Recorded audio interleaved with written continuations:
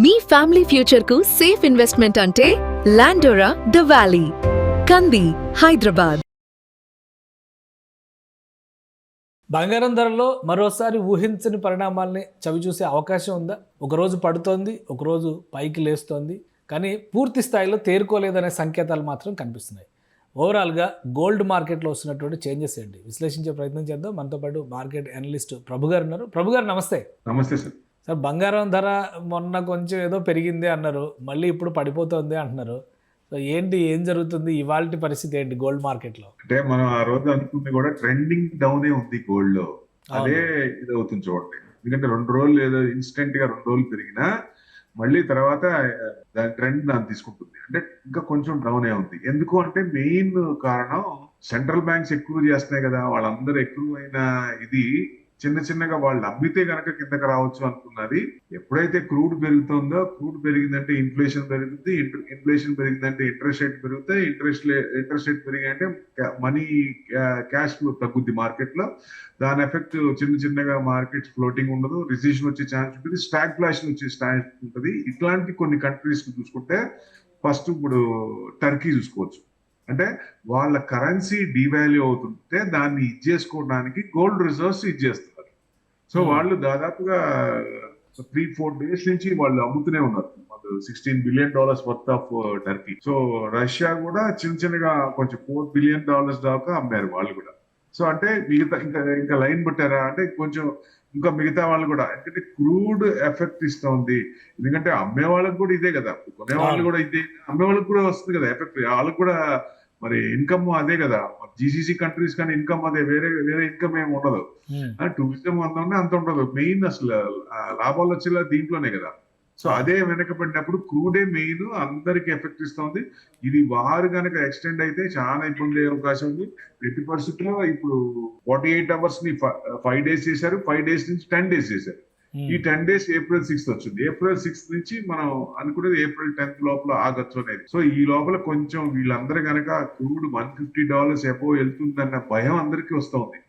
So అది వెళ్తే మటుకు ఇంకా కొంచెం గోల్డ్ సిల్వర్ కొంచెం తగ్గే ఛాన్స్లే కనపడుతున్నాయి. ఎందుకంటే వాళ్ళు దాని నుంచి బయటికి రావాలి కాబట్టి ఆ ఎఫెక్ట్ పడుతోంది, డైరెక్ట్ పడుతోంది. సో అందుకని వాళ్ళందరూ కూడా, మనం కూడా ఎక్కువ సార్లు కూడా మన కరెన్సీ కూడా ఇదైనప్పుడు మనం యాక్చువల్లీ ఇప్పుడు కూడా 94-95 దాకా వచ్చాం. కూడా చేయాల్సింది అదే పని. గోల్డ్ రిజర్వ్స్ కొంత తగ్గించుకుంటేనే మనం కొంచెం బయటపడే ఛాన్స్ ఉంటుంది. పివి నరసింహారావు గారు ఏం చేశారో అలాంటిది ఇప్పుడు అట్లా చేసి దాని నుంచి బయటికి రావాలంటే సంథింగ్, అంటే గవర్నమెంట్ ఇప్పుడు దాకా ఏం చేయలేదు కానీ now it has been started అనుకోవచ్చు. ఒక రకంగా స్టార్ట్ చేసింది.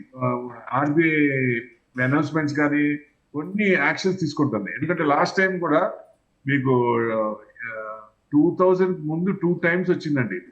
ఇట్లానే వస్తే ఇండియా మిలీనియం బాండ్ అనే ఎన్ఆర్ఐ ఒకటి, లేకపోతే ఇండియన్ రిసర్జెంట్ బాండ్ అని మనం ఇచ్చేస్తే దాని అనుగుణంగా హయ్యర్ రేట్ ఆఫ్ ఇంట్రెస్ట్ ఆ బాండ్స్ ఇష్యూ చేసి ఎన్ఆర్ఐస్ కి, ఎఫ్ఐఎస్ కి హయ్యర్ ఇంట్రెస్ట్ రేట్ ఇచ్చి వెనక్కి తీసుకున్నాం. మామూలు బ్యాంకింగ్ అంటే ఇప్పుడు కూడా గవర్నమెంట్ చేయాల్సిన పని. ఎఫ్ఐఎస్ కూడా వాళ్ళు అమ్ముతూనే ఉన్నారు కదా, వాళ్ళు వెనక్కి రావాలంటే government has to do something. అంటే అప్పుడు మనం ఇండియన్ మిలీనియం బాండ్ అని, ఇండియన్ రిసర్జెంట్ బాండ్ అని హయ్యర్ ఇంట్రెస్ట్ రేట్ వాళ్ళకి ఇచ్చి ఎఫ్ఐఎస్ కానీ ఎన్ఆర్ఐస్ కి వాళ్ళకి అట్రాక్ట్ చేసాం. సో ఆ అమౌంట్ మనం వెనక్కి రావాలంటే దిస్ ఇస్ ఏ టైం. అది ఈ ఆపరేషన్స్ అనేది చిన్నగా మొదలు పెట్టింది గవర్నమెంట్. ఆర్బీఐ కూడా కొంచెం ఇవన్నీ చూస్తోంది. సో ఇప్పుడు దాకా లేదు. Long term, short term gains ఇవన్నీ కూడా వాళ్ళ ట్యాక్స్ డివిడెండ్ కూడా వాళ్ళు ఏం మాట్లాడలేదు. సో ఇప్పుడు స్టార్ట్ అయింది కాబట్టి మార్కెట్ మనం లో లెవెల్స్ వచ్చినట్టు లెక్క. సో అంటే క్రూడ్ లో అతి తొందరలోనే సెట్ అవుతుంది. సెట్ అయినప్పుడు ఏమవుతుంది, మార్కెట్ పెరుగుతున్నప్పుడు గోల్డ్ కొంచెం తగ్గే ఛాన్స్ ఉంటుంది డెఫినెట్ గా. అందరూ అంటే అందులో సీజన్ కూడా వస్తుంది కాబట్టి 110,000 నుంచి 120,000 వస్తుందా అంటే అంతవరకు వచ్చే ఛాన్స్ ఉంటాయి. అందరూ 1,00,000 ఎక్స్పెక్ట్ చేస్తున్నారు. లాస్ట్ సెప్టెంబర్ అక్టోబర్లో ఉన్నటువంటి రేట్కి వచ్చేస్తుంది. ఇంకా కొంతమంది 70,000 అది కూడా చెప్తున్నారు కానీ బట్ అంత పాసిబిలిటీ ఉండకపోవచ్చు.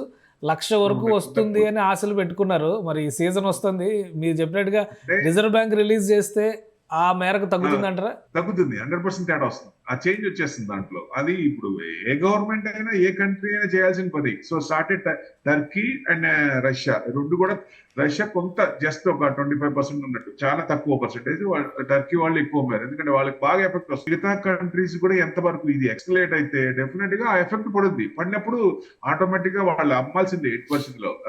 ఇంటర్నేషనల్ మార్కెట్ లో రిలీజ్ చేస్తే మన మార్కెట్ల పైన అది ప్రభావం చూపిస్తుంది. ఇంకోటి ఏంటంటే ఈ మధ్య చైనా కూడా ప్రొక్యూర్మెంట్ చేసింది అనేటువంటి మాట ఉంది. వీళ్ళు అమ్ముతుంటే చైనా కొనుక్కుంటే మార్కెట్లో ఆ చేంజెస్ అనేవి, ఆ ఫలితాలు అనేవి కస్టమర్ల దాకా వస్తాయి. అంటే ఇప్పుడు అది తగ్గుతున్నప్పుడు ఇంకా పడుతుంది అనుకున్నప్పుడు వాళ్ళు కూడా ఇన్వెస్ట్మెంట్ చేసి, చైనా కూడా ఒక రకంగా ఇబ్బందుల్లోనే ఉంది. స్ట్రాంగ్ గా అంత ఫండమెంటల్ స్ట్రాంగ్ ఏం లేదు. వాళ్ళు కూడా డెట్లు ఎక్కువ ఉన్నాయి, వాళ్ళ గవర్నమెంట్ కూడా చాలా ఇబ్బందుల్లోనే ఉంది. సో డెఫినెట్ ఎక్కువ మందికి ఎక్కువ ఇంట్రెస్ట్ డబ్బులు ఇచ్చి వెనక్కి రాక, ఆ డబ్బులు పేమెంట్ రాక, శ్రీలంకది ఏమైంది, శ్రీలంకన్ చూడండి ఎంత ఎక్కువ. అలా ప్రతి కంట్రీస్ కూడా ఉన్నాయి, వాళ్ళకి డెట్ ఎక్కువ ఉంది వాళ్ళకి కూడా.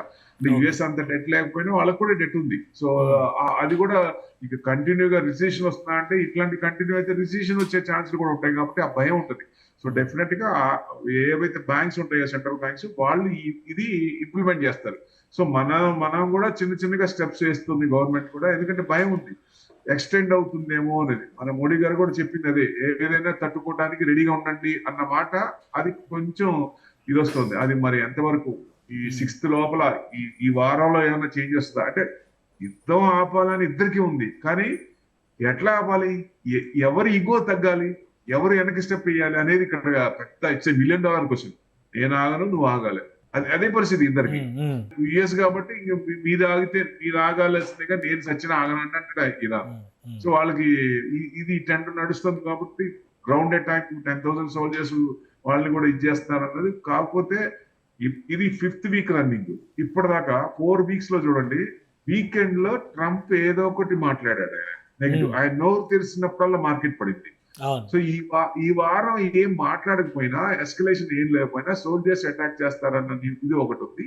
సో మెయిన్ అది. దాని వల్ల కొంచెం డౌన్ లో, అంటే least of the least down levels కి వచ్చామా అంటే, మార్కెట్ డౌన్ లెవెల్స్ కి వచ్చాం. ఏదన్నా ఉంటే కొంచెం వాసన ఇంకొంచెం ఉండొచ్చు. ఏదైనా వచ్చిన 22,100 కట్ అయిందంటే 21,800 మ్యాక్స్ టు మ్యాక్స్. అది రాకపోవచ్చు, మేబీ 22,100 అనుకోవచ్చు అండి. సో ఇక్కడ దాకా వచ్చింది కాబట్టి యూటర్న్ తిరిగే ఛాన్సులు ఉన్నాయి. ఎందుకంటే డీపర్ కరెక్షన్ లో we have to buy the better stocks. ఇప్పుడు 20 days DMA, 50 days DMA, 100 days DMA, 200 days DMA, మొత్తం టెక్నికల్ చూస్తే అన్ని స్టాక్స్ కూడా 200 కంటే కింద ఉన్నాయి. అంటే కోవిడ్ లో కూడా 200 days కిందకి రాలేదు, 100 days పైన ఉన్నాయి. కోవిడ్ లో కూడా దానికంటే పైన ఉన్నాయి. ఇప్పుడు అన్నిటికంటే లో లెవెల్స్ లో ఉన్నాయి కాబట్టి this the right time to purchase. ఇది ఇక్కడ నుంచి స్టార్ట్ చేసుకోవచ్చు, స్టాగర్డ్ మేనర్ కానీ.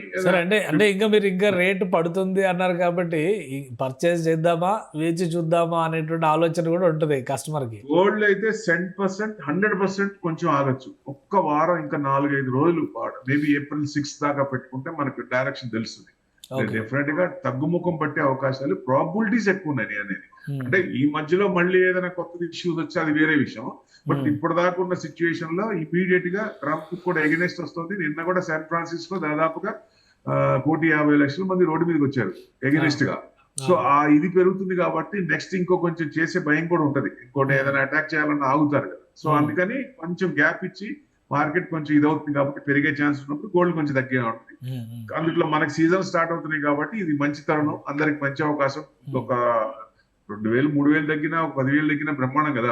సో డెఫినెట్ గా కొంచెం తగ్గే ఛాన్స్ ఉంది. 2,000, 3,000 తగ్గడం అనేది, 10,000 తగ్గడం అనేది ఈ లాస్ట్ 1 week 10 days లో చూసేశారు. మీరు మరీ ఆశ పెట్టారు 1,10,000 వస్తుంది అనగానే అందరూ ఎదురు చూస్తున్నారు. అంటే 1,10,000 అంటే 1,10,000 నుంచి 1,20,000 వరకు ఆ రేంజ్ లోనే ఎక్కడో చోట సపోర్ట్ తీసుకొని మళ్ళీ అదే మళ్ళీ రాదంటే మళ్ళీ పైకి వస్తుంది. ఎంతకాలం పట్టదు సార్? అంటే ఇప్పుడు 1,10,000, 1,20,000 మధ్యలోకి వచ్చి బహుశా మనం అనుకుందాం ఇంకొక 2 వారాలు అనుకుందాం, ఆ April 15 వరకు ఆ ట్రెండ్ కొనసాగితే మళ్ళీ బంగారం పెరగడానికి లేదా ఇక్కడే ఫ్రీజ్ అవడానికి ఎంతవరకు ఛాన్సెస్ ఉన్నాయి? It depends on crude. Okay, crude మనం చేసుకోవాలి. క్రూడ్ న్యూట్రల్ ఉందంటే మొత్తం న్యూట్రల్ గా ఉంటాయి. క్రూడ్ పడుతుంటే మార్కెట్ పెరుగుతుంది, క్రూడ్ పెరిగితే మార్కెట్ డౌన్ అవుతుంది. మార్కెట్ డౌన్ అయితే అది కొంచెం ఇదయ్యే ఛాన్స్ ఉంటుంది, ఇన్వర్స్లీ ప్రొపోర్షనల్ కాబట్టి. So crude will decide the direction ఇవన్నీ కూడా. సో క్రూడ్ మనకి ఎట్టి పరిస్థితుల్లో, అంటే క్రూడ్ తగ్గాలి అంటే స్ట్రైట్ ఆఫ్ హార్మూజ్ ఓపెన్ అవ్వాలి. యుద్ధం అనేది నడవచ్చు, మనకు పెద్ద ఎఫెక్ట్ పడదు. ఎందుకంటే చూసాం కదా, ఇంకోటి నడుస్తూనే ఉంది, కాస్త ఇంకోటి కాలుతూనే ఉంది కదా. సో దాని వల్ల మనకేం తర్వాత మళ్ళీ హై కూడా వచ్చేసాం. సో ఇప్పుడు దీనికి ఇది కూడా అంతే, ఈ వార్ కూడా అంతే కాదు. Straight of Hormuz open control కనుక, క్రూడ్ కనుక ఇదైతే 100% మనకు అన్ని మారే ఛాన్సెస్ ఉన్నాయి.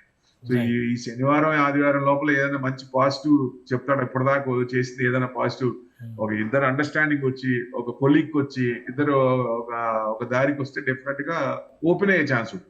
సో ఇది కాకుండా మెయిన్ ఏంటంటే Trump, Modi and the third person is there, Elon Musk. వీళ్ళిద్దరూ మాట్లాడుతున్నప్పుడు థర్డ్ పర్సన్ కూడా లైన్ లో ఉన్నారు. సో స్ట్రైట్ ఆఫ్ హార్మూజ్ మీద ఎలాన్ మస్క్ టేక్ ఓవర్ చేయాలని, దాని ఖరీదు కొనుక్కోవాలనే ఉద్దేశం ఉన్నట్టుంది. సో ఎట్టి పరిస్థితుల్లో అది ప్రెషరైజ్ బై ట్రంప్. సో వీళ్ళ ముగ్గురు మాట్లాడుకున్నారంటే ఈ విషయం బయటకు రాలేదు ఇంకా. సో థర్డ్ పర్సన్ అనేది ఇంకా చెప్పలేదు. ఇద్దరు మాట్లాడుకున్నారు, ట్రంప్ మోడీ మాట్లాడుకున్నారని, కానీ థర్డ్ పర్సన్ ఎవరైనా చెప్పలేదు. సో డెఫినెట్ గా మేబీ ది ఎలాన్ మస్క్, ఆయనకి ఇంట్రెస్ట్ ఏంటంటే ఆ స్ట్రైట్ ఆఫ్ హార్మూజ్ కూడా టేక్ ఓవర్ చేయాలనే ఉద్దేశం ప్రెషరైజ్ ఉంది. సో దాని ఏదైనా మంచికి క్రూడ్ తగ్గాలంటే ఇలాంటివి జరిగినప్పుడు మంచిదే కదా. సో వాళ్ళు కూడా $2 బిలియన్ పర్ షిప్ కి ఛార్జ్ చేస్తా ఉంటున్నారు ఇరాన్ వాళ్ళు. ఆ భయం పట్టుకుంది ఆయనకి. సో దాన్ని టేక్ ఓవర్ చేయాలి. సో దగ్గరలోనే స్ట్రైట్ ఆఫ్ మాండెప్ అని ఇంకోటి ఉంది, అది కూడా సౌత్ ఈస్ట్ తో అది క్లోజ్ చేస్తాం. అక్కడ $6 బిలియన్ వర్త్ క్రూడ్ ట్రాన్స్ఫర్ అవుతుంది అక్కడి నుంచి. అది కూడా క్లోజ్ చేస్తే ఇబ్బంది కదా. సో ఇట్లాంటివన్నీ ఉన్నాయి కాబట్టి ఈ సండే దాకా మోస్ట్ ఇంపార్టెంట్ ఇంటర్నేషనల్ న్యూస్ అనేది అబ్జర్వ్ చేస్తే, క్రూడ్ మనం అబ్జర్వ్ చేస్తే మనకి డైరెక్షన్ తెలిసిపోతుంది ఆటోమేటిక్. ఏదైనా కొంచెం రౌండ్ ట్రెండ్ ఉంది కాబట్టి కొంచెం ఒక 4-5 రోజులు ఆగచ్చు అని నా ఉద్దేశం గోల్డ్ కొనడానికి. రైట్ సార్, సిల్వర్ మీద ఎట్లా ఉంటుంది సార్ ఈ ప్రభావం? గోల్డ్ మరి 1,20,000 దగ్గరకు వచ్చేసింది అనుకోండి, సిల్వర్ పరిస్థితి ఎట్లా ఉండొచ్చు? సిల్వర్ మీరు ఇండస్ట్రియల్ యూసేజ్ మారినంత కాలం నో చేంజ్. అది కనుక ఆల్టర్నేట్ వచ్చి ఇది కాకుండా ఇంకోటి ఉంది, ఇది కొనొచ్చు, అది సిల్వర్ బదులు దానికంటే తక్కువ, ఈ ప్రోడక్ట్ తక్కువ వాడచ్చు అనేది తప్ప మామూలుగా ఇండస్ట్రియల్ యూసేజ్ లో తేడా రాదు. సో కన్సిస్టెంట్ గా మనం లాస్ట్ టైం పెరిగినట్టు అట్లా పెరగాలంటే మనం చెప్పినట్టు అనుకోదు.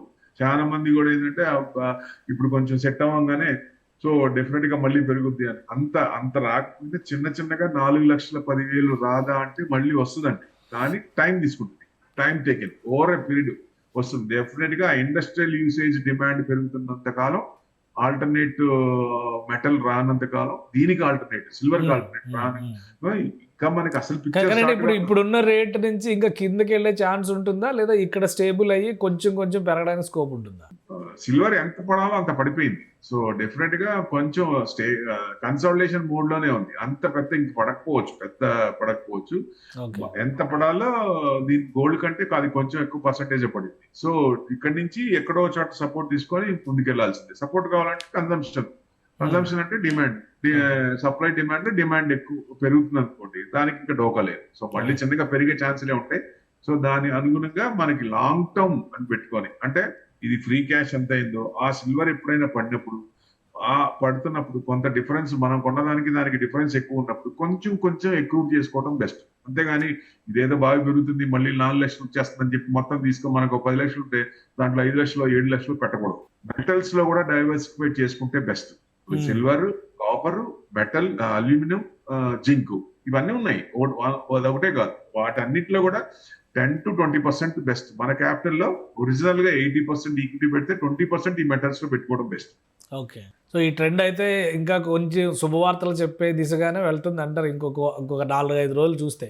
Any time the news positive news may come, ఎందుకంటే ప్రయత్నాలు జరుగుతున్నాయి. ఇద్దరికి కూడా ఎవరాపాలో తెలీదు. Only 1% will stop that. అంటే ఇంకా చేసుకోండి అర్థం. Only India can stop the war. ఎందుకంటే అటు ఇరాన్ తో న్యూట్రల్ గా ఉంది, అటు రష్యాతో స్నేహం ఉంది, ఇటు యుఎస్ తో బంధం ఉంది, ఏం తెగించుకోలేదు, ఇటు ఇజ్రాయెల్ తో బంధం ఉంది. ఇంకెవరండి ఉంది అసలు న్యూట్రల్ గా ఉంది? ఏ దేశం ఉంది? ఒక్క దేశం చెప్పండి. సో అందరూ మేము వాళ్ళకి సపోర్ట్ చేస్తాం లేదా వీళ్ళకి సపోర్ట్ చేస్తాం, ఎవరికి వాళ్ళు డివైడ్ అయిపోయి ఒక రకంగా అటు వచ్చిందే కానీ ఓన్లీ ద న్యూట్రల్ స్టాండ్ తీసుకుంది మనమే కాబట్టి. సో రిక్వెస్ట్ కూడా ట్రంప్ నుంచి కూడా ఫోన్ వచ్చిందంటే అర్థం కావాలి కదా మనకి. అక్కడి నుంచి రిక్వెస్ట్ బయటికి అన్ని చెప్పరు కదా. సో డెఫినెట్ గా ఇది అతి తొందరలోనే ఎండ్ కార్డు పడే టైం వచ్చేసింది అనుకోవచ్చండి. Right sir, thank you sir విశ్లేషణ అందించినందుకు. ఇది యుద్ధం ముగింపు దశకి వచ్చేసిందని చెప్పని ప్రభు గారు చెప్తున్నారు. ఈ క్రమంలోనే మార్కెట్లో జరుగుతున్నటువంటి పరిణామాలు, వివిధ దేశాలు అనుసరిస్తున్నటువంటి గోల్డ్ పాలసీస్, రష్యా, టర్కీ లాంటి దేశాలు ఇప్పటికే విక్రయాలు స్టార్ట్ చేసినాయి. ఇండియాలో కూడా కొంత మొబిలైజేషన్ జరిగేటువంటి అవకాశం ఉందంటున్నారు.